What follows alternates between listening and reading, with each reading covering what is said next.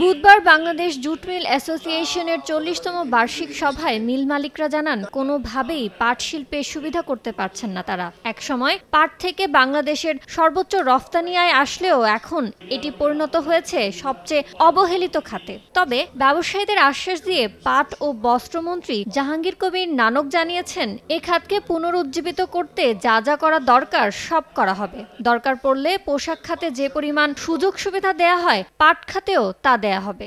Garment শিল্পের পিছনে যে ইনসেন্টিভ, যে ব্যাংকিং সুবিধা দেওয়া হয়, তার চেয়েও বেশি সুবিধা এই শিল্পে দেওয়া অতীব জরুরি হয়ে গিয়েছে। মাননীয় প্রধানমন্ত্রীও মনে করে ক্যাবিনেট সভা বা ক্যাবিনেট সভার পরে উনি এই কথাগুলি কিন্তু আমাদের সঙ্গে আলাপ করেন। পাট খাতের সবচেয়ে বড় শত্রু হিসেবে পলিথিনকে দায়ী করেছেন ব্যবসায়ীরা।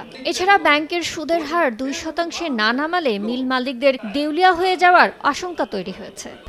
1, 2, 3 ঢাকায় জমি জিতে নিন 100% ক্যাশব্যাক সহ 20 কোটি টাকার পুরস্কার।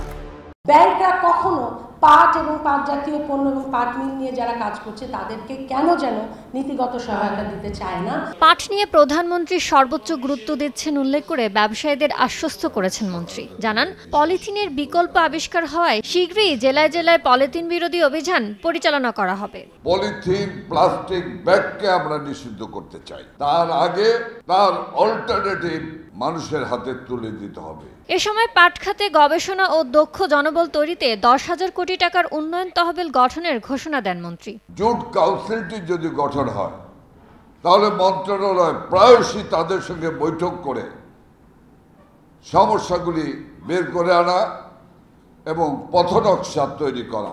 পাট খাতে ব্যাংক যাতে নীতিগত সহযোগিতা দেয়, তাই অর্থ মন্ত্রণালয় ও কেন্দ্রীয় ব্যাংকের সঙ্গে বৈঠকে বসার কথাও জানিয়েছেন পাটমন্ত্রী। পোশাকের পাশাপাশি পাট এবং চামড়াজাত শিল্পকে। ইয়ানুর শিফাত, সময় সংবাদ, ঢাকা।